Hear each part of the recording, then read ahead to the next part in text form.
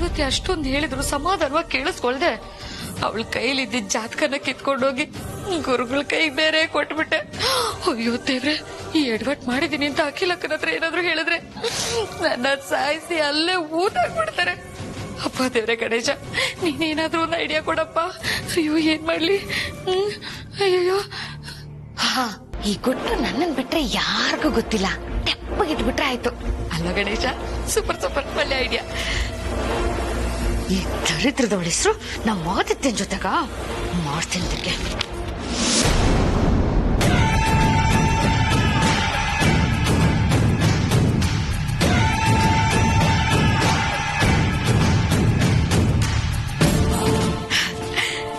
Thanks Ganesha, ಇಷ್ಟು ಒಳ್ಳೆ idea ಕೊಟ್ಟಿದ್ದಕ್ಕೆ. ನನ್ನ ಬಚ್ಚ ಮಾಡ್ಬಿಟ್ಟಿಯಪ್ಪ.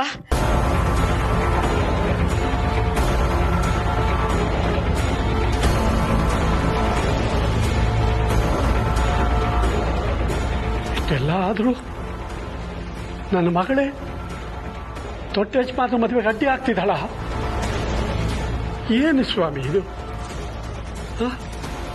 ಏನಿದು ನಿನ್ನ ಲೀಲೆ? ಇಲ್ಲ ಇಲ್ಲ, ನನ್ನ ಮಗಳು ಈ ಅರಸನ ಕೋಟೆಗೆ ಸೊಸೆ ಆಗೋ ಯೋಗ್ಯತೆ ಇಲ್ಲ. ನೀನೇ ಅಡ್ಡ ನಿಂತು ಸರಿ. ನಾನು ಈ ಮದುವೆ ನಡೆಯೋದಕ್ಕೆ ಬಿಡೋದಿಲ್ಲ. ಅಮ್ಮವ್ರಿಗೆ ನಂಬಿಕೆ ಮಾಡೋದಿಲ್ಲ.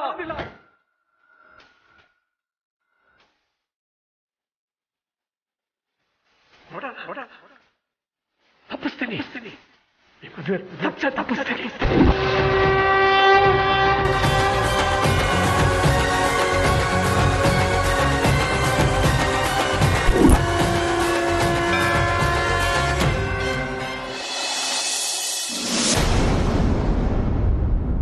ಅಬ್ಬಾ, ಅಂತೂ ಎಲ್ಲ ನಾವು ಅಂದ್ಕೊಂಡ ಹಾಗೆ ನಡೀತಲ್ಲ.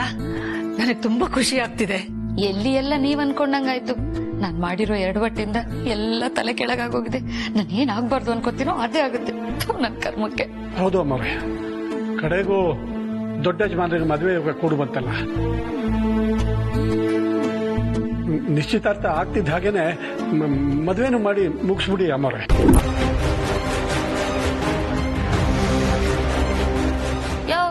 ಮದ್ವೆ ಅಂದ್ರೆ ಅಷ್ಟು ಸುಲಭ ಅಂತ ಅನ್ಕೊಂಡ್ಬಿಟ್ಟಿದ್ಯಾ ನೀನು? ಇನ್ವಿಟೇಷನ್ ಕಾರ್ಡ್ ಹೊಡಿಸ್ಬೇಕು, ನೆಂಟರನ್ನೆಲ್ಲ ಕರೆಸ್ಬೇಕು. ಅಯ್ಯೋ ದೇವ್ರೆ, ಚೌಟ್ರಿ ಬುಕ್ ಮಾಡ್ಬೇಕು, ಊಟದವ್ರಿಗೆ ಹೇಳ್ಬೇಕು, ಡಿಸೈನ್ ಮಾಡಿಸ್ಬೇಕು, ಮನೆಯವ್ರಿಗೆಲ್ಲ ಬಟ್ಟೆ ತೆಗಿಬೇಕು, ಒಡವೆ ತೆಗಿಬೇಕು.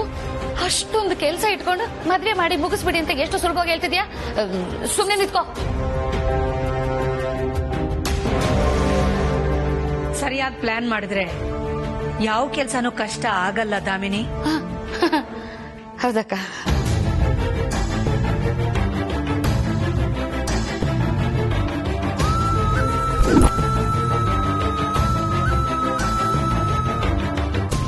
ಅಮ್ಮೋರೆ, ಪಾರ್ವತಿನ ಮನೆ ಕರ್ಕೊಂಡು ಹೋಗ್ಲಾ? ಯಾಕೆ? ನಾಳೆ ಅವಳು ಹುಟ್ಟದಬ್ಬ, ಅದಕ್ಕೆ ಕರ್ಕೊಂಡು ಹೋಗಿ ಏನಾದ್ರು ಕೊಡ್ಸೋಣ ಅವಳಿಗೆ ಅಂತ. ನಾಳೆ ಬಾರು ಬರ್ಡೇನಾ? ಇದೆಲ್ಲ ಟೆನ್ಷನ್ ಅಲ್ಲಿ ಅದನ್ನೇ ಮರ್ತ್ಬಿಟ್ನಾ. ಆಯ್ತು, ಕರ್ಕೊಂಡು ಹೋಗು. ಪಾರ್ವತಿ, ನಡಿ ಹೋಗೋಣ. ಅಪ್ಪ, ಒಂದ್ ನಿಮಿಷ, ಗಣೇಶಂಗೆ ಇನ್ನೊಂದ್ಸಲ ನಮಸ್ಕಾರ ಮಾಡ್ಬರ್ತೀನಿ.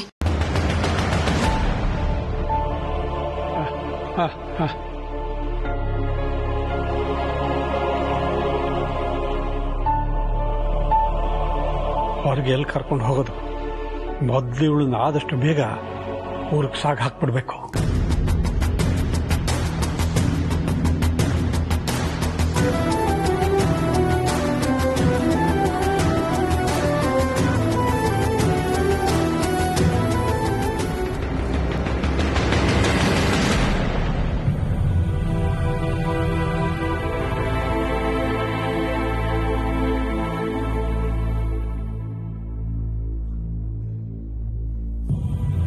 ಬಾರು,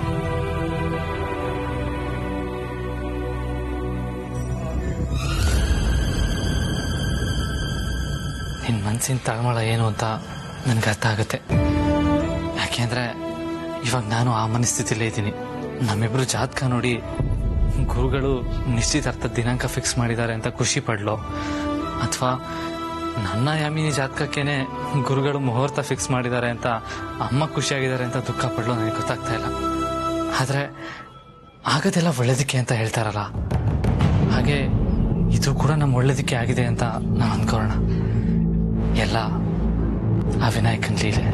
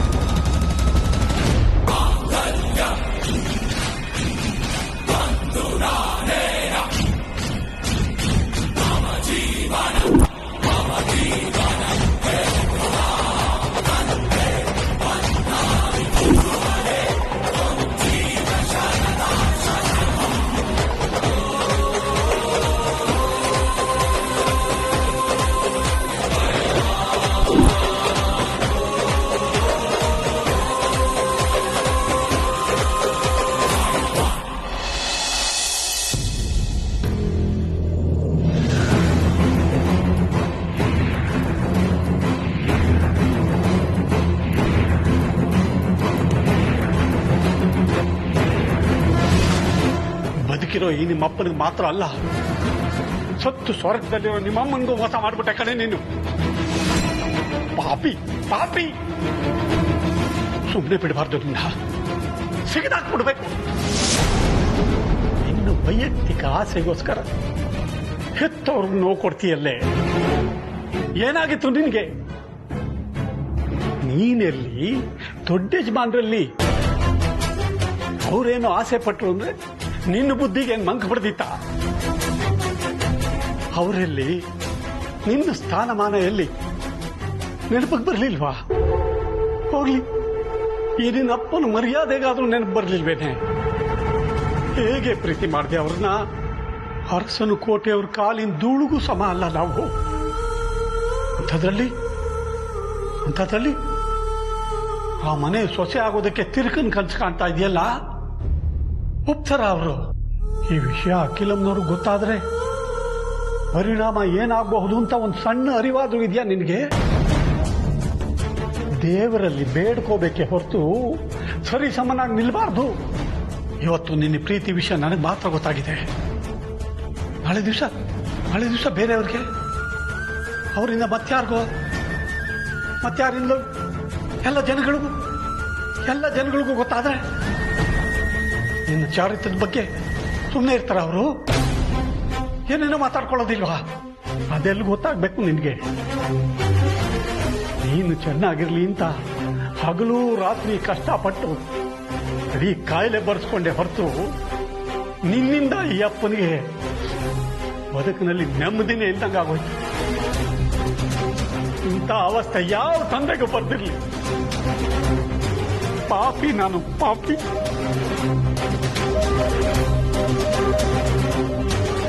ಹೇ ಪಾರ್ವತಿ, ಹಾದಿ ತಪ್ಪಿರೋ ನಿನಗೆ ಎಂಥ ಶಿಕ್ಷೆ ಕೊಟ್ಟರು ಸಾಲದು. ಬಾ ಇವತ್ತು ಮನೆಗೆ, ನಿನಗಿದೆ ಗ್ರಹಚಾರ.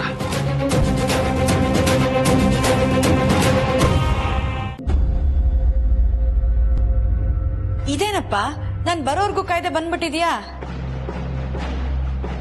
ಸರಿ, ಕಾಫಿ ಟೀ ಏನಾದ್ರು ಮಾಡ್ಕೊಡ್ಲಾ? ನಾನು ಏನ್ ಕೇಳಿದ್ರು ಕೊಡ್ತೀಯಾ?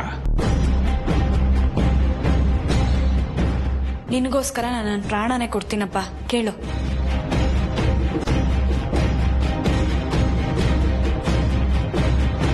ಒಂದು ತೊಟ್ಟು ವಿಷಯ ಕೊಡ್ತೀಯಾ?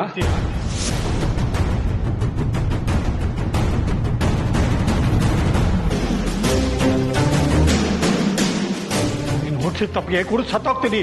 ಆಗ ನೀನು ಇಷ್ಟ ಬಂದಂಗಿರು, ಯಾರು ಕೇಳೋರು ಇರಲ್ಲ.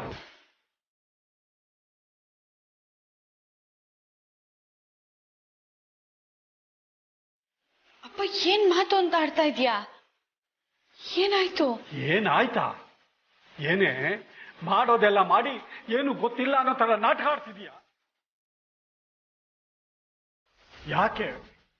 ಯಾಕೆ ಇಂತ ತಪ್ಪು ಮಾಡಿದೆ? ತಪ್ಪ? ಏನಪ್ಪ? ದೊಡ್ಡ ಯಜಮಾನನ್ನ ಯಾಕೆ ಪ್ರೀತಿ ಮಾಡಿದೆ?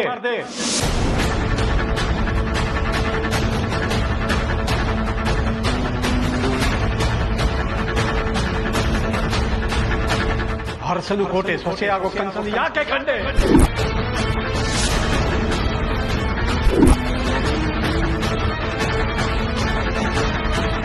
ಹೇಳೆ, ಬಾಯ್ ಬಿಡು.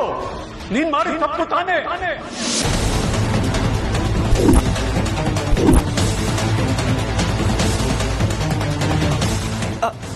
ಅಪ್ಪ ಅದು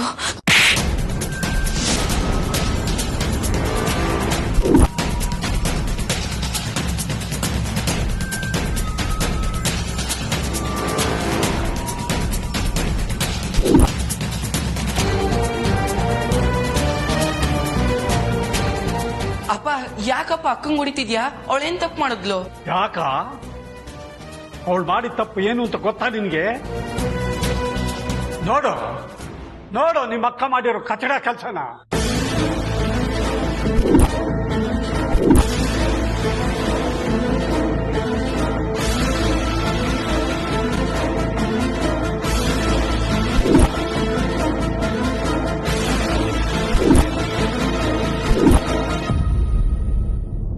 ನಿಮ್ ದೊಡ್ಡ ಯಜಮಾನ ಕೈಲಿ ಗುಟ್ಟಾಗಿ ತಾಳಿ ಕಟ್ಟಿಸ್ಕೊಂಡು ನನಗೆ ಮೋಸ ಮಾಡಿದಳು ಕಣೋ.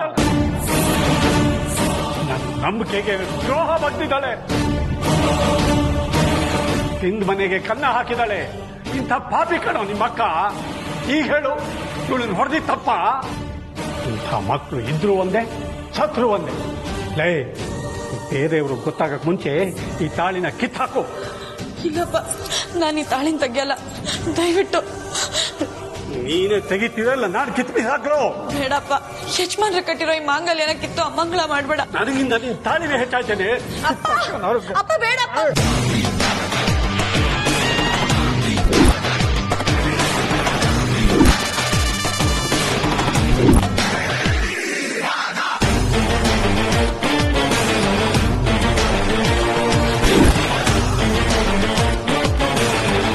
ನನ್ ಪ್ರಾಣ ಹೋದ್ರು ಸರಿನೇ, ಯಜಮಾನ್ರ ಕಟ್ಟಿರೋ ಈ ತಾಳಿನ ನಾನು ತೆಗೆಯೋದಕ್ಕೆ ಬಿಡಲ್ಲ.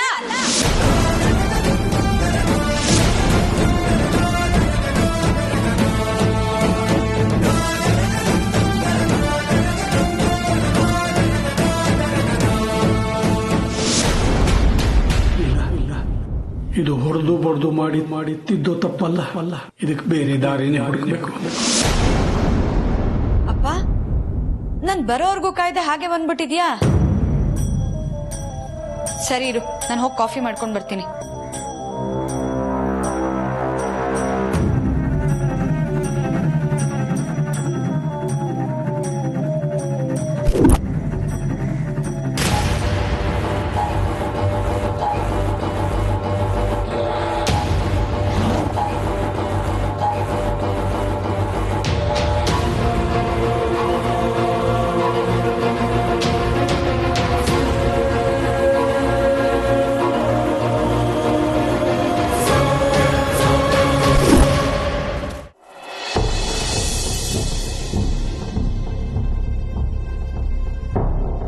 ಕಾಫಿ ತರಷ್ಟೇಗೆ ಅಪ್ಪ ಎಲ್ಲಿ ಹೋದ್ರು? ಅಪ್ಪ ಅಪ್ಪ ಅಪ್ಪ ಅಪ್ಪ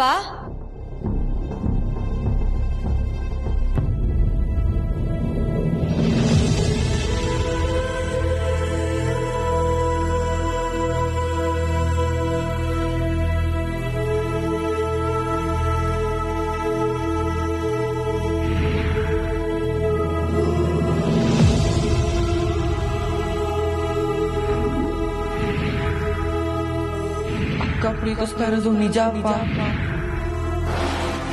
ಹುಡುಗ ಯಾರು? ದೊಡ್ಡ ಯಜಮಾನ್ರಪ್ಪ.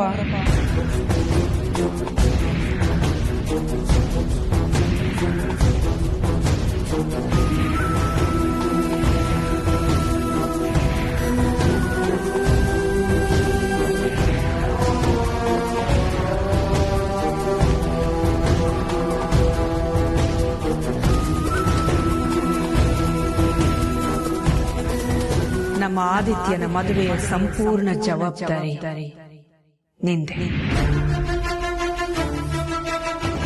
ಆದಿ ನನಗ್ ಮಾತ್ರ ಮಗ ಅಲ್ಲ, ನಿನಗೂ ಮಗನ್ ಥರಾನೇ.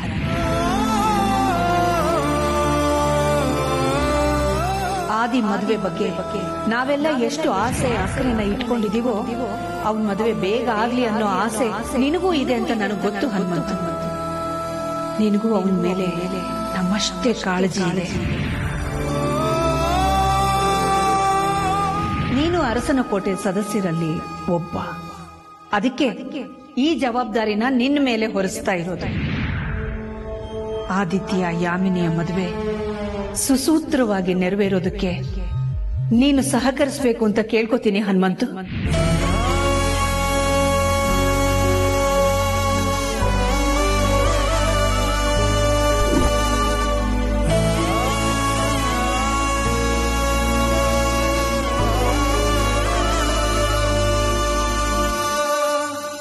ಈಗಿನ ಕಾಸ್ಟ್ಲಿ ಪ್ರಪಂಚದಲ್ಲಿ ಕ್ರೈಯಿಂಗ್ ಅಂಡ್ ಸ್ಮೈಲಿಂಗ್ ಯಾವುದಕ್ಕೂ ಪೇ ಮಾಡಬೇಕಾಗಿಲ್ಲ.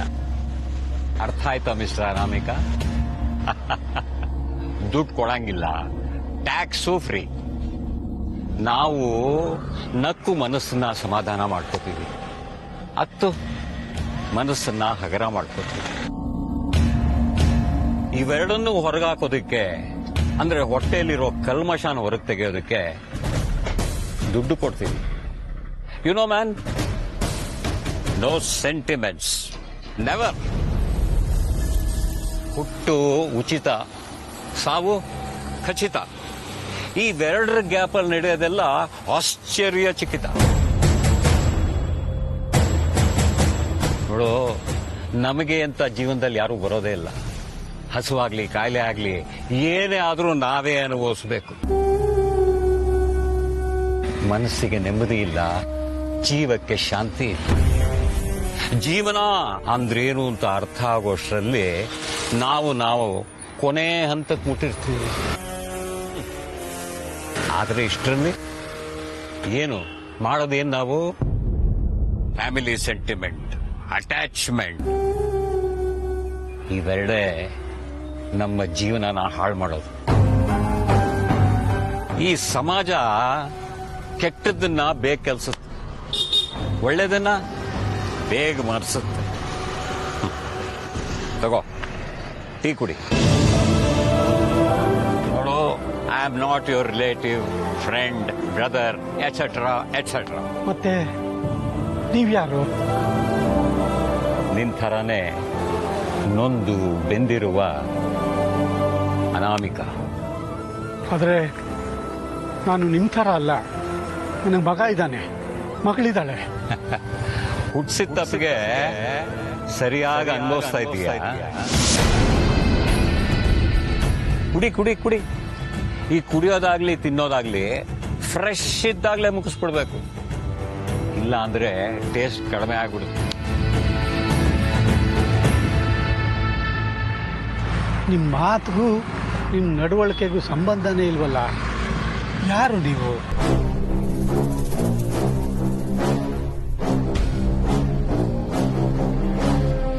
ಕೊಲೆಗಾರ.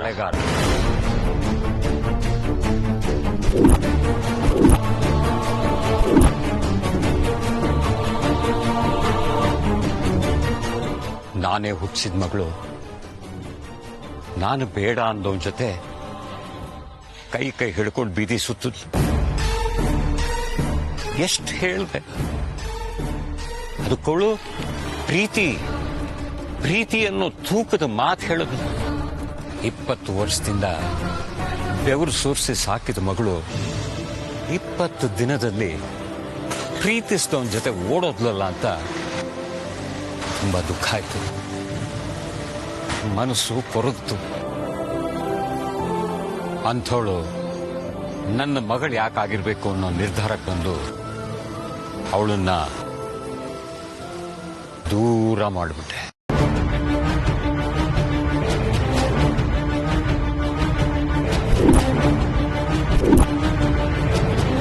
ಅಂದ್ರೆ ಹೆತ್ತು ಮಗಳನ್ನೇ ಸಾಯಿಸ್